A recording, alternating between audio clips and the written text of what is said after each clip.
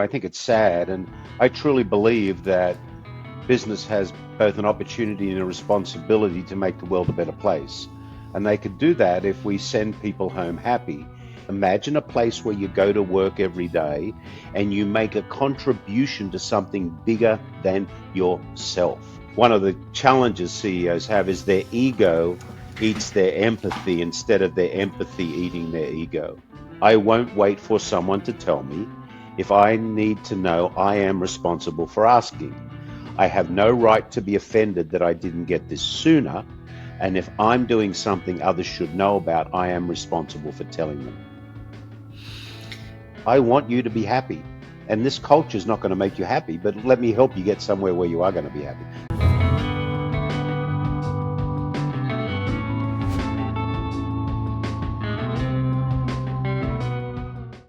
So for those of us that care about creating human-centric organizations, one of the most worrying statistics that we see every year is this one around employee engagement, which for years now has been hovering around 30%. Companies are spending huge amounts of money trying to fix that, but a lot of those investments frankly don't seem to move the needle. So I wanted to invite a friend of the show back today to talk about exactly that. And specifically what does work in this area, because he really understands this field, and also because he has a new book out, which if you're watching on YouTube right now, you will see a big poster of behind him. The book is probably my favorite title for a book ever. Any Dumbass Can Do It, Learning Moments from an Everyday CEO of a Multi-Billion-Dollar Company. So welcome back to the podcast to Garry Ridge. Hey, g'day, Paul. It's a delight to be with you. Thank you for inviting me. Yeah. So for those of you that don't know Garry, he has been on the pod before. We'll include a link to that previous episode, and we had a really good discussion there. So I'm hoping we can kind of follow on from that discussion. Gary's the Chairman Emeritus of WD-40 and was its CEO as well for about 25 years, right, Garry? 25 years, yep. Yeah. Gary's won a ton of awards for his leadership approach and style, which he describes as simple but not easy. And there's a lot to get through there. But I want to start, Garry, with that issue of employee engagement. In the book, early on, you talk about your own realization when you're on a plane that a lot of people on that plane probably didn't want to go to work. Talk about that. Yeah, I think it's sad, and I truly believe that business has both an opportunity and a responsibility to make the world a better place. And they could do that if we send people home happy. And one of the reasons I titled the book the way I did was, doing this is not overwhelming, it's pretty simple. And there's just a few basics around it. On a continuing basis, does leadership show people in organizations that they belong, that they feel like they belong, and they're treated like they belong? Do they show them that the work they do matters and makes a difference? Do they have a set of values that allow people to make choices? And do they take failure out of the organization by having every interaction as a learning opportunity? And then finally, the leaders acting as coaches, not managers. And I think it's as simple as that. It's simple, but not easy. But it's simple as those elements being in place on a consistent basis. Yeah. So those stats that we talk about, that 30% engagement, sometimes you hear a little bit more than that. I guess that going back to that moment when you started thinking about that, you had a lot, according to the book, you had a lot of realizations on that one flight, right? You talk about Aristotle there, you talk about the Dalai Lama there, you talk about, as I say, the feeling that you could just sense on that plane. And as I hear you break down what it takes to solve those problems, really fundamentally, why do you think that as a society, as a set of leaders, as a set of organizations, we put up with the fact that so many people don't want to go to work. Well, I think I don't know whether we actually put up with it, or is it that the leadership of organizations don't really understand the value of having highly engaged people. Mm. I have a theory that outcome equals the will of the people times strategy. Mm. And business leaders spend a lot of time on strategy, which is really important, Paul. It's really important.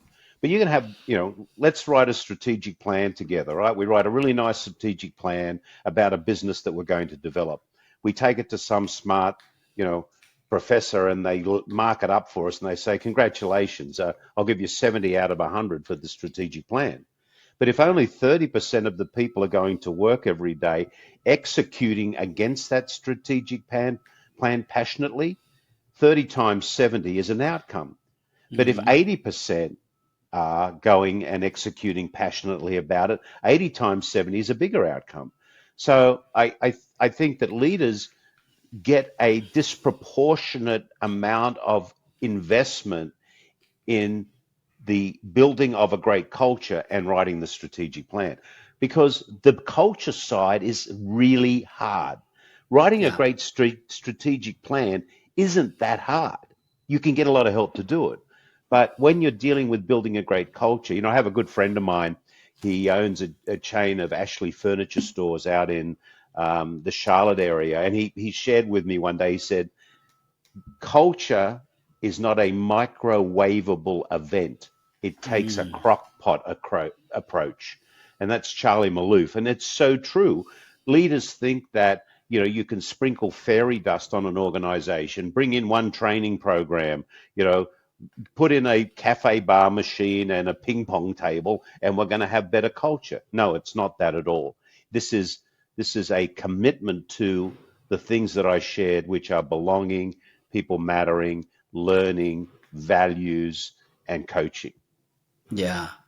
I think that's fascinating because as you're describing strategy, oftentimes organizations, now whether they should or not is another matter, but oftentimes organizations don't even think of strategy as something that's living, right? They'll think of it oftentimes as we'll build a strategy document and then we've got a strategy, Yeah. right? That in itself is problematic. But there is one thing that is attractive about that, right? Which is that it is just literally you do a body of work and then you've completed that body of work and then it's done. The way you describe the culture work inside an organization, it's really never done, is it? No, it is never done. It's consistent. Culture equals values plus behavior times consistency.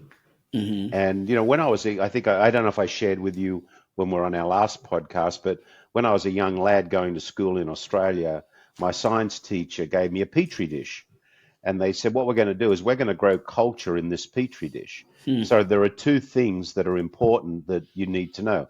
One, what are the ingredients you need to put into this petri dish to grow a great culture? And the second thing is you are the owner of the petri dish. So you have to watch it every day. You have to feed the good ingredients, and you need to be brave enough to attack the toxins. And if you don't do that every day, the toxins will easily eat the good culture. And if you don't feed the good culture, it won't continue to develop. So as an organization, you need to know the ingredients to put in the petri dish, and you've got to do it consistently. And if you do that, you'll get the sort of results that we got at WD-40 because we lived it every day, where 93% of people were engaged and 98% of our global tribe said they love to tell people at they love to tell people they worked at the company. Yeah. So let's get into that specifically, because I think that that's one of the most going to be one of the most interesting things for many people. If you follow kind of LinkedIn's view of what makes a good culture, or LinkedIn's view as to what makes good leaders, and when I say LinkedIn's view, I mean the sort of collective stuff that you hear on LinkedIn every day, of which I'm as guilty as anybody to contributing to. When you think about that, we often see as leaders held up that we should model ourselves after as being leaders of what I would refer to almost as sexy companies, right? So companies that maybe they're high tech companies, or maybe they're companies that have, had a long period of very, very public growth because they're in an area that people find really interesting.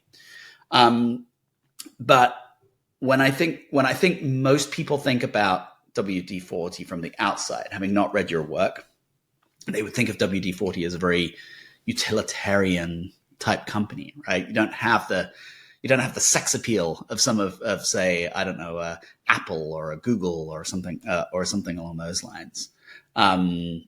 So one of the things I think that is most fascinating about your work is the fact that you managed to turn something in the minds of the people that work there, and in the minds of your customers, and in the minds of your investors. You managed to turn something that might feel quite utilitarian on the surface, but into something that really actually was about an experience, about something that would excite people, excited employees to say that they worked there, right? Excited customers to talk about their experience with it. How did you personally make that transition yourself in terms of I work at a company that makes lubricants, to no, I'm in a different business to that? Yeah, well, we write about it in the book that your product is not your purpose. And really, that's what it gets down to. And our purpose was, we're in the memories business. We created positive, lasting memories by solving problems in factories, homes, and workshops around the world. We solved problems and we created opportunities. So when you think about the product itself, the way the product performs, it actually creates an environment where a positive memory is generated. For example, your husband, wife, or significant other, complains about a squeaky door. You go and fix it, and suddenly you become a hero. Mm-hmm. You're working out in the field with your granddad on a tractor, and he uses it to lubricate a plow, and the memory is not just the plow but being with granddad. It's a rocking chair brand.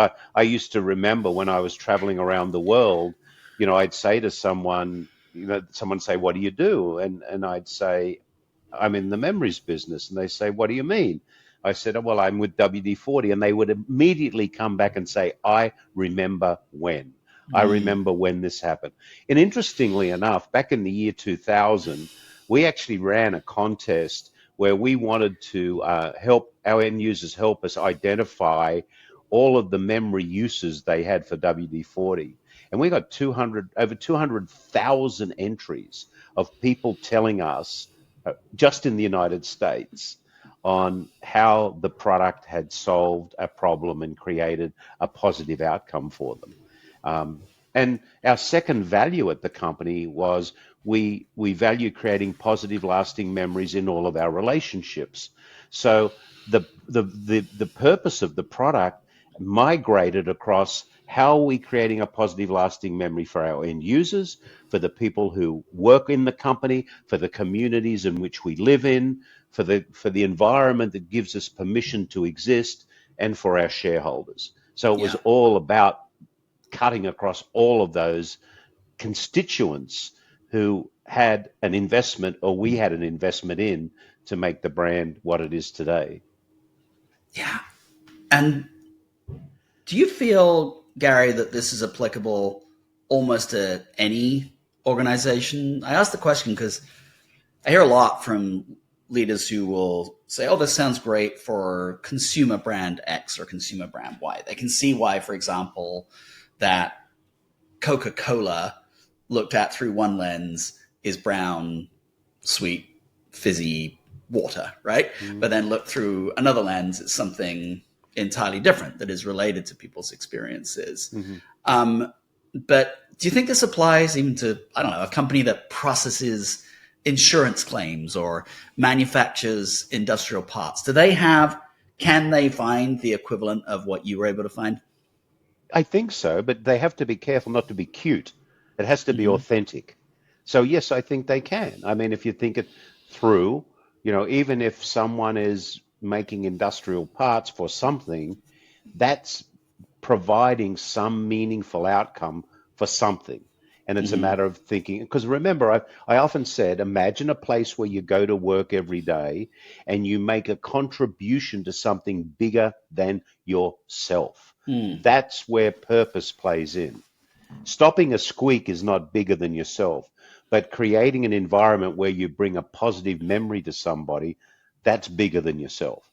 So, And this is the power of where it is, right? Because basically, what we're saying here is that the moment that you can do that, you're creating a baseline, if you like, a framework for which people that are coming to work every day are feeling like they want to be there.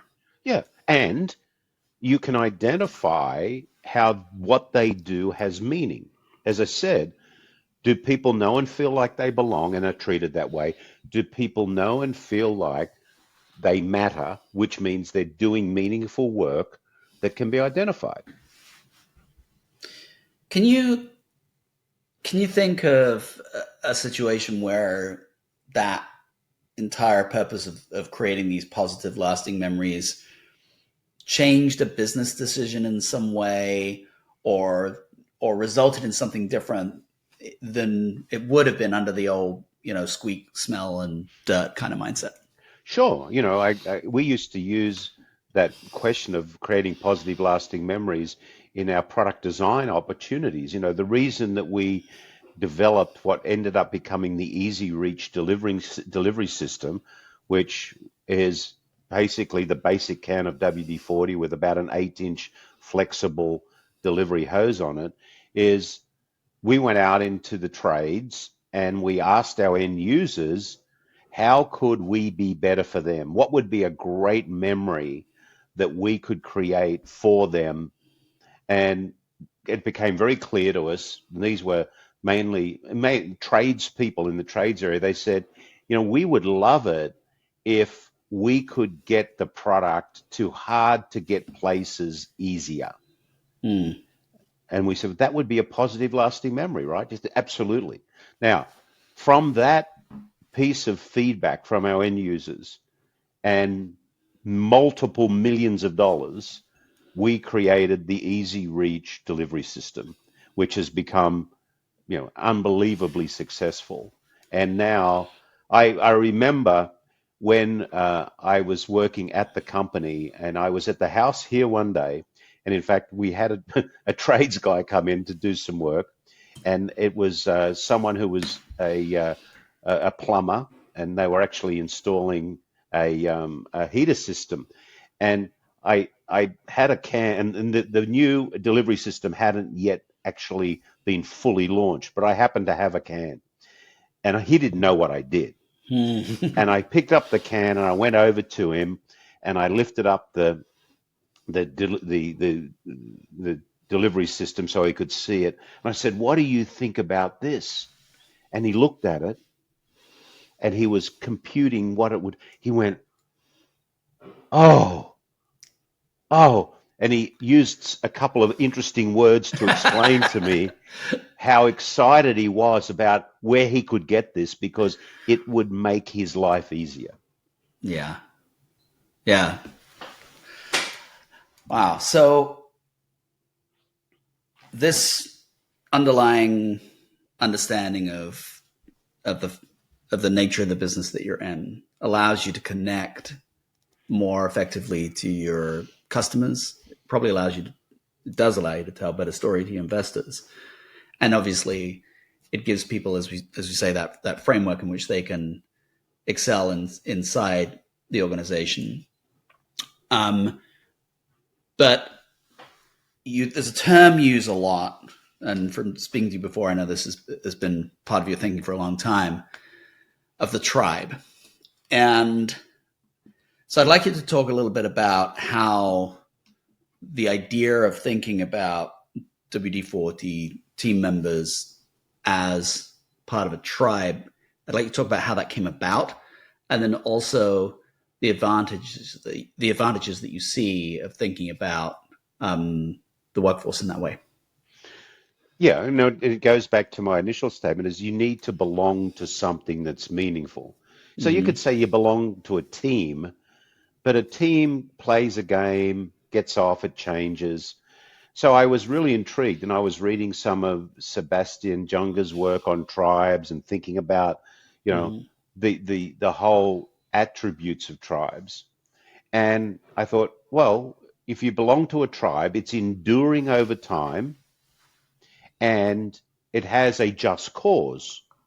And our just cause was a group of people that come together to protect and feed each other. And I Mm-hmm. thought that works. Uh, and it was interesting how that actually played out so powerfully during COVID. Mm-hmm. And then I thought, well, if we think about a tribe, there's normally a leader. And what is the responsibility of a leader? And I thought, well, the responsibility of a tribal leader is to be a learner and a teacher.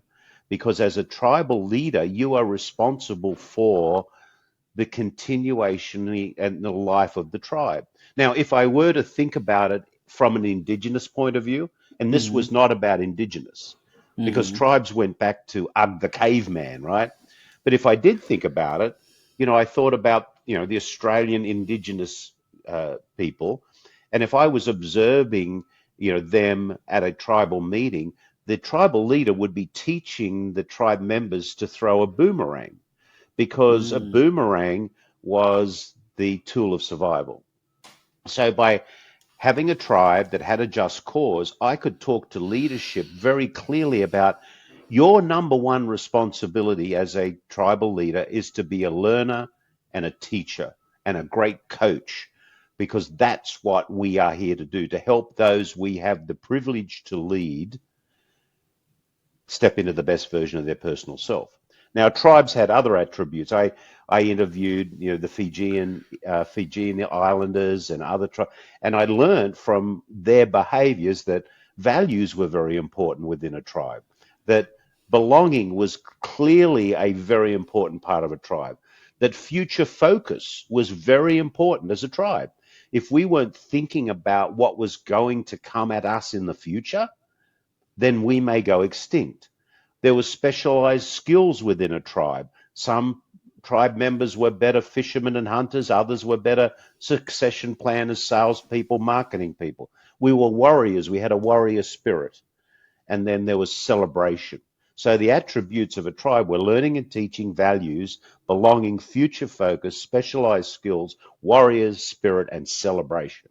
And all of that together was what is the essence of, or the formation of a tribe, with a just cause of a group of people that come together to protect and feed each other.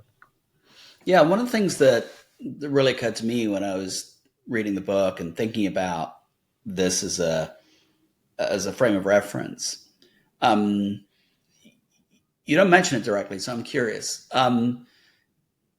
It feels like there's almost a humility that comes along with it as well, by definition, because if you think about many CEOs today, and assuming that the CEO is in quotes equivalent to the tribal leader, Yeah. many CEOs and many leaders, for that matter, consider themselves to be so important that the company cannot possibly survive without them, right? And almost to an extent that they, if the next CEO comes in after them and fails, Gary's holding up a doll here, which he'll get into in a moment. But if the person they hire after them or the person who comes after them fails, it almost justifies and fulfills that theory that they have of themselves. But the tribe isn't like that, right? The tribe lasts longer than the current tribal leader. And frankly, if the tribe ceases to exist under the next leader, then the last leader's failed. So did you think much about the sort of humility dimension that comes with that concept of thinking about the organization as a tribe? Absolutely. And from nearly day one, I said, I want to build an enduring company that we will be proud to hand on to others. And that's Hmm. exactly what we did. And, the doll I'm holding up is in the book. This is Alec, Yes. the soul sucking CEO of Fear Incorporated, Hmm. and why I'm holding him up and I brought him into the conversation is one of the challenges CEOs have is their ego eats their empathy instead of their empathy eating their ego. Mm. And, it's not about me, me, me. It's about who are we here to serve and how do we help those we have the privilege of serving step into the best version of their personal self.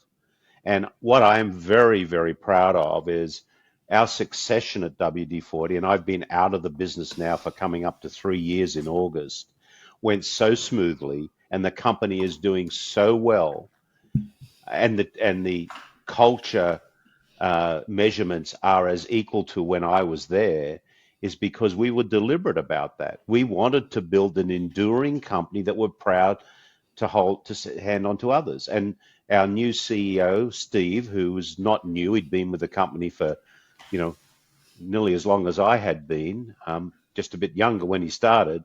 Um, he was committed to the fact that culture was an absolute foundation that had to continue within the organization, and so it has. So, I am all I want them to be is successful. And I want the people within the organization to continue to gain from the culture. So part of the culture there at WD-40 is espoused in something that you referred to as the Maniac pledge. Yes. And I was talking to our producer Matt before we started here. Matt has read the book as well and is in love with this Maniac pledge. A couple of Yes. other folks that I've spoken to about it are as well. So I wonder if you could just share what it is, share the origin of it, and we'll spend a little bit of time going through the individual details of it, because I think that's one of the most interesting aspects. Yeah. The Maniac Pledge and other things we had in the company were our efforts to make things easy to understand, but also to have permissions to do things. Mm-hmm. And the origin of the Maniac Pledge was, I'd been flying around the world doing something, and I got back to my office in San Diego, and one of the leaders just couldn't wait to see me, and it wasn't to greet me and hug me, it was to tell me how disappointed they were that they didn't know something, and that, that had frustrated them over time. And I kind of said to the person, well, if you had have gone out of your way to find out what you didn't know, instead of storing it in your backpack and carrying that anger around for 2 weeks, you'd have the answer, and you'd feel better. Mm-hmm. But my learning moment from that was we had to give people permission to do that, or we had to challenge them to not use what I call the na na ni na na disease, the finger pointing disease, as an excuse, because the na na ni na na or finger pointing disease is running through all companies. So let's find a way of not giving people the excuse to Mm. have that na na ni na na disease. So that's why the Maniac Pledge was drafted and ended up becoming, and still is, a really powerful thinking part of the organization. So take us through the elements of it, if you would, please, Garry. Yeah, I am responsible for taking action, asking questions, and getting answers and making decisions. I won't wait for someone to tell me. If I need to know, I am responsible for asking. I have no right to be offended that I didn't get this sooner. And if I'm doing something others should know about, I am responsible for telling them.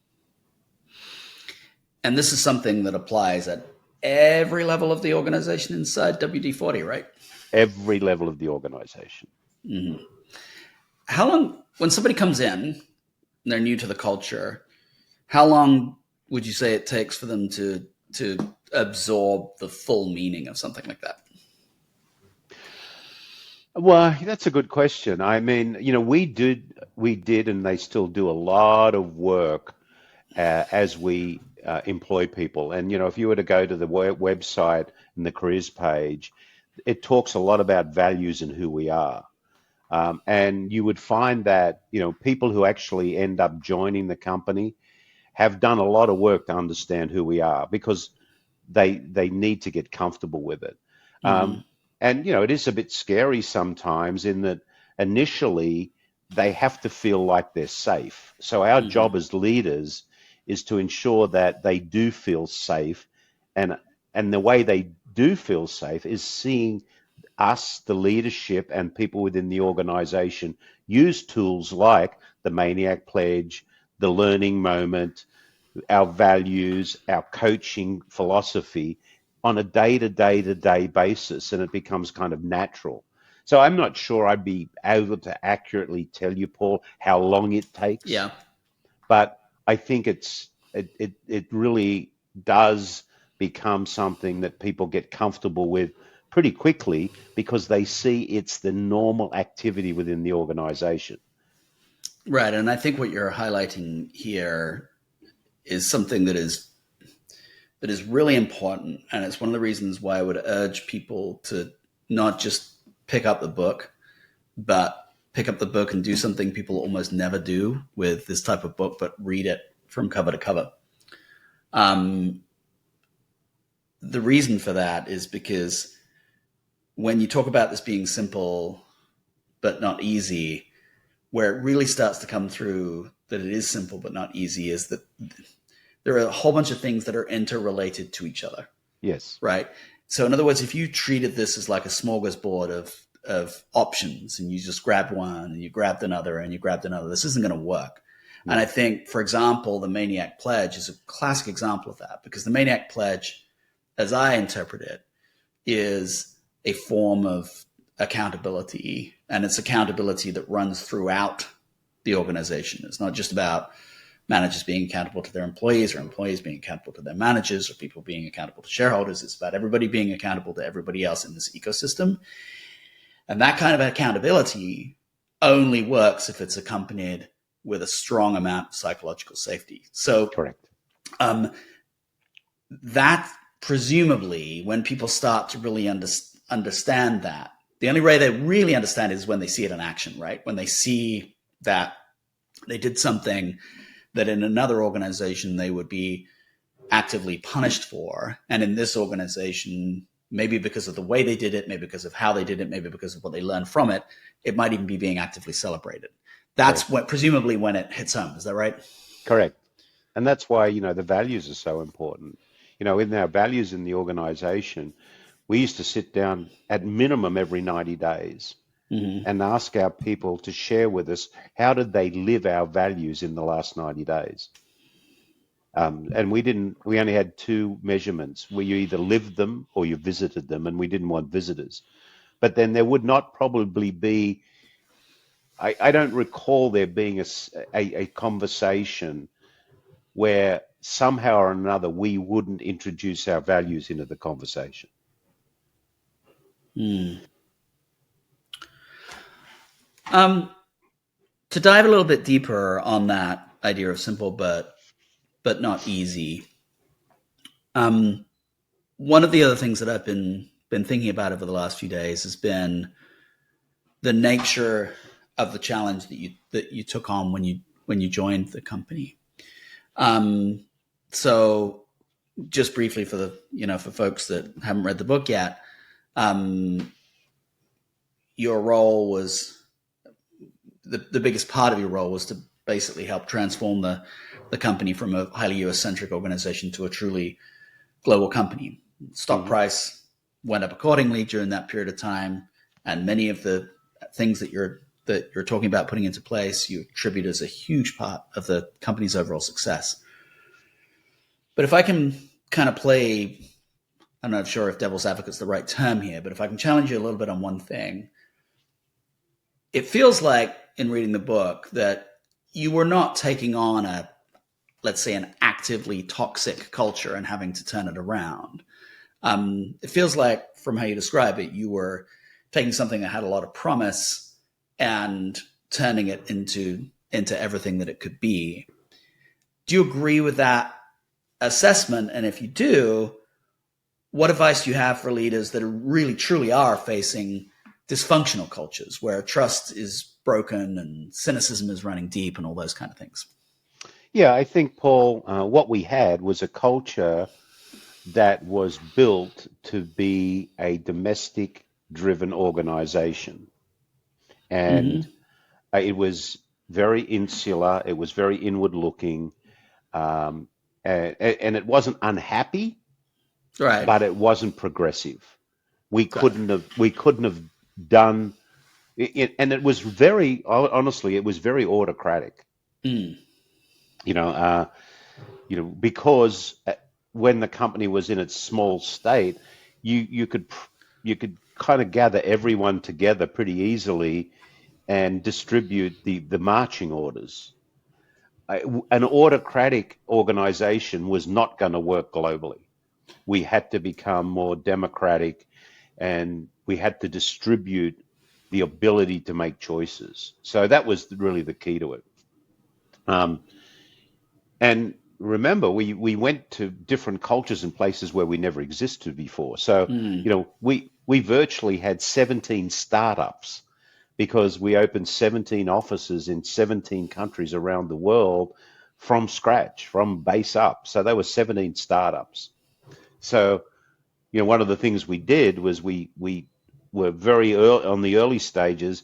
We transferred people around. For example, when we opened our operation in mainland China, our goal was eventually to have most of, if not all of the people there, nationals running the business. But I actually transplanted the managing director of our Asia Pacific operation and his family from Mm. Australia to Shanghai for 4 years to actually set the stage for the culture. And we did that in a number of different ways. So, yeah, the company could have survived as a US based company, probably would have been about I don't know, seventh of the size it is now, Right. and it would have been okay.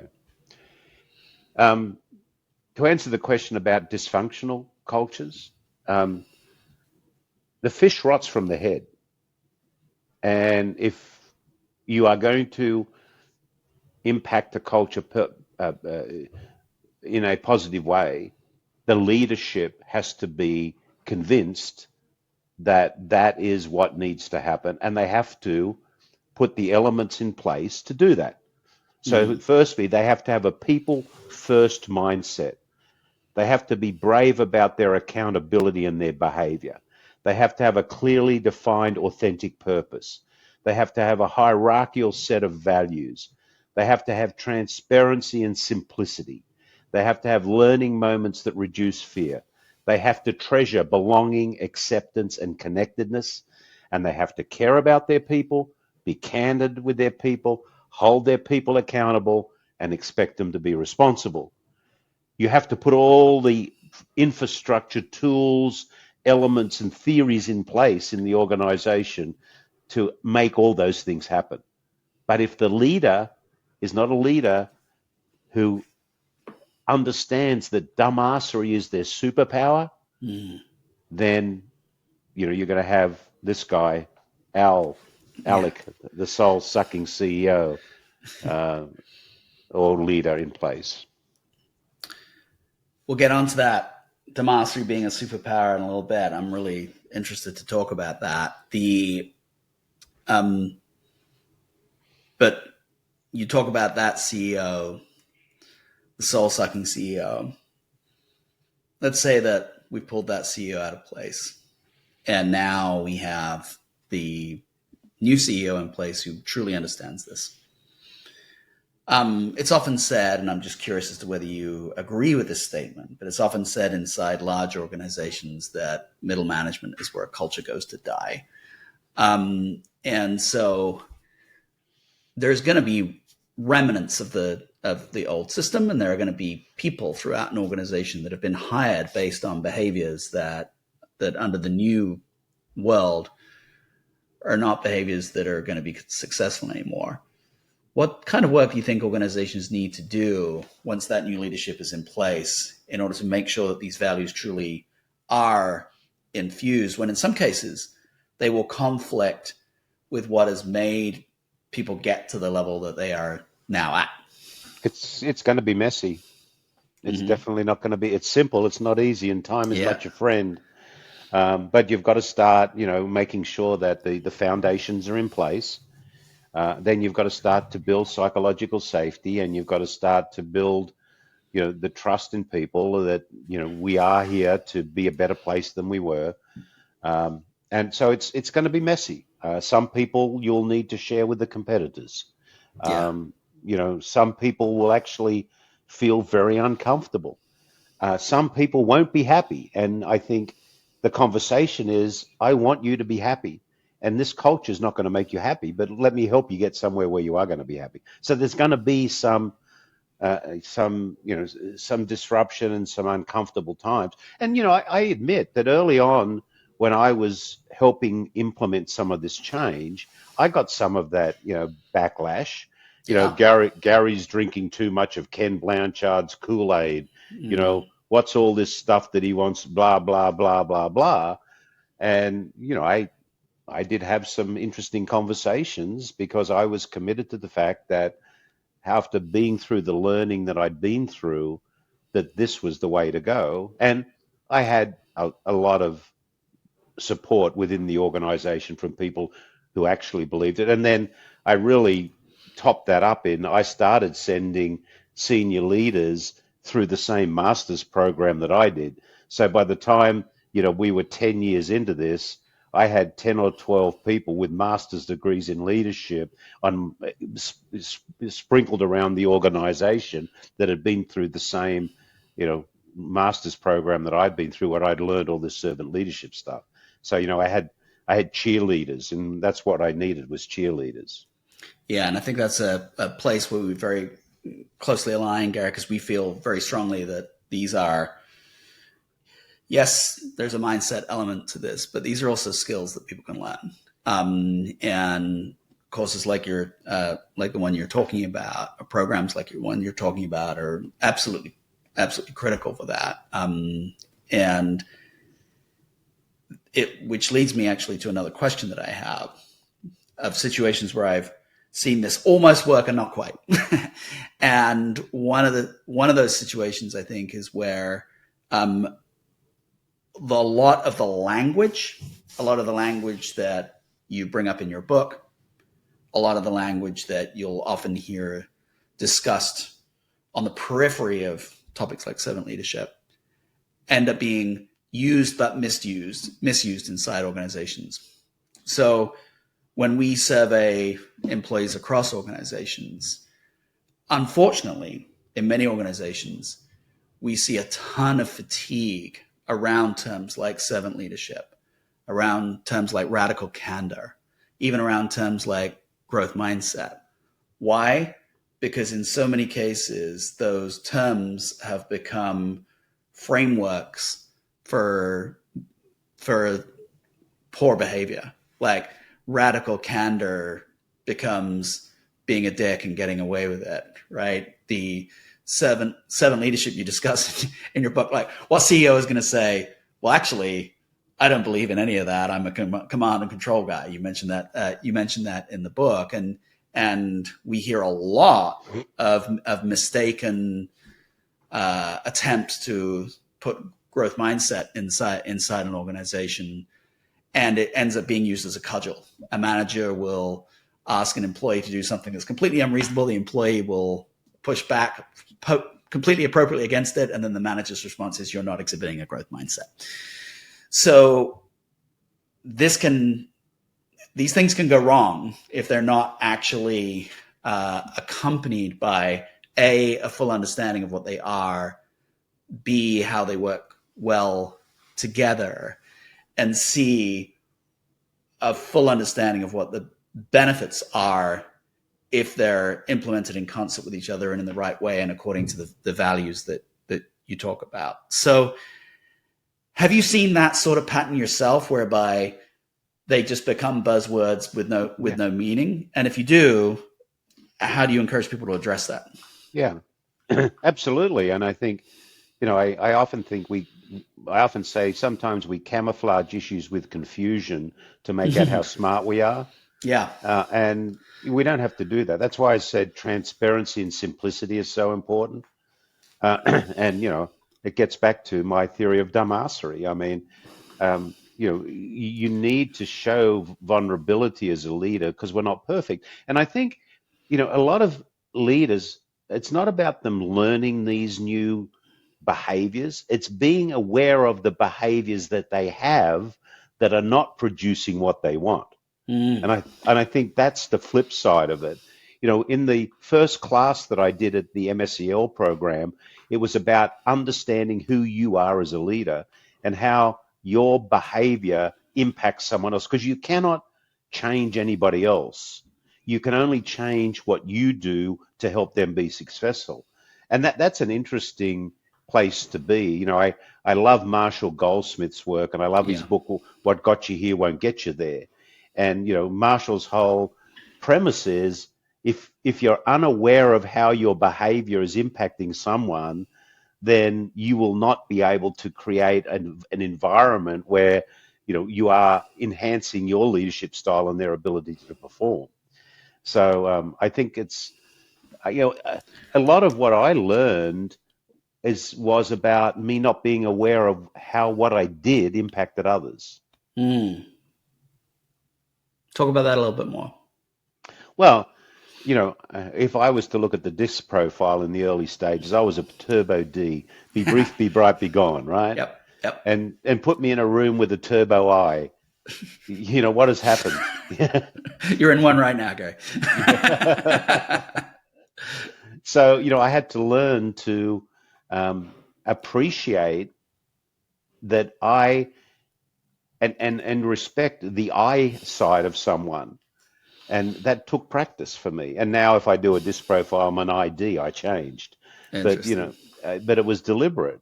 I used to walk around with praise someone written on my hand for weeks and months. Mm. And then even today, Paul, I have a little notebook and I don't know where it is right now, but I know that I have a sticker that says, am I being the person I want to be right now? And who is that person? And it lists who I want to be. I want to be curious. I want to be a learner. I want to be fact-based. I want to throw sunshine, not a shadow. There has a list of who I want to be. And that's where I had to continue to remind myself of that in my leadership role, because the world will drag us off this path that we're on.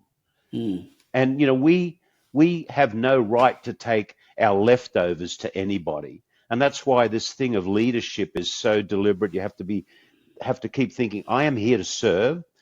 If I was in a situation with you, Paul, now, and we had a conversation and it disrupted my thinking, and I was going to meet Fred over here later, I have to center myself before I meet Fred, because he doesn't deserve my leftovers from Paul. Yeah.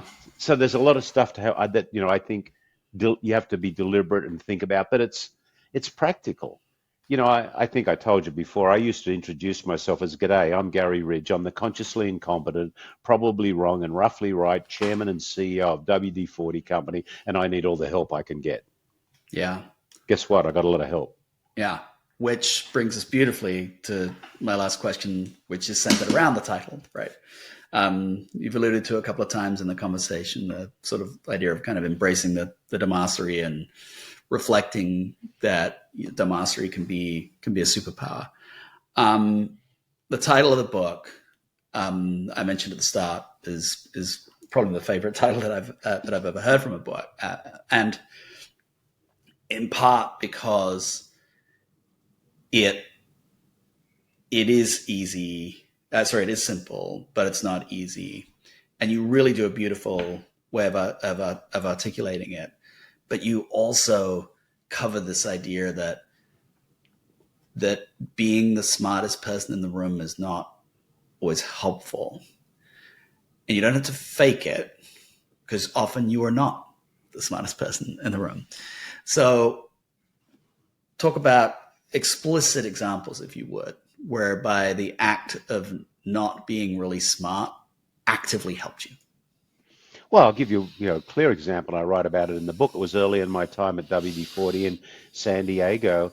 I was in a meeting room, and there was someone giving a presentation from a consultant group, and I'm sitting there, and they're camouflaging the issue with confusion with what they're saying. They're using all these buzzwords and terms, and I'm sitting there, I'm thinking, I have no clue what you're talking about. Now, I wasn't CEO at this time, and I was, head of international.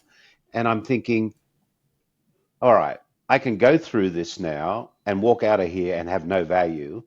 Or maybe I can have a career limiting move here and put up my hand and say something.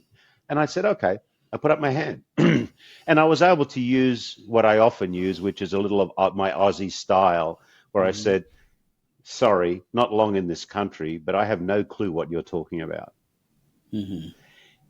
What do you think happened? Everyone in the room went, Yeah. because they didn't know either. And, we could have sat there. So, and there's, occasions like that where, we as leaders need to get bleeding tongue syndrome. We need to bite our tongue and let other people, deliver their knowledge and their thinking and accept that we're not the smart. Now, we still have to make decisions and we still have to, move forward, and that's fine. But let's benefit from, the collective, brain power that we have, which is so important. And when you reach out to people for that, they really do feel like they matter. Yeah. And therefore they will give you more than best effort because they feel appreciated and they feel like they matter and they feel like they've been heard, which they have been heard. All right, that's a perfect note on which to end it. Thank you so much for your time today, Garry. Again, the title of the book is Any Dumbass Can Do It. I would strongly recommend that actually anybody who is interested in organizational dynamics, who's interested in leadership, whether it's leading a team or leading a group or leading an organization, or really anybody that wants to understand kind of how all this works and how an organization should work. It's a very, very good book to help you understand all those things. Plus, it's really entertaining too. So thanks for writing it, Garry, and thanks again for your time today.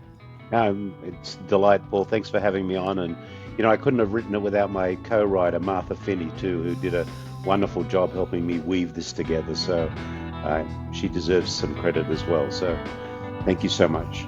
Thank you.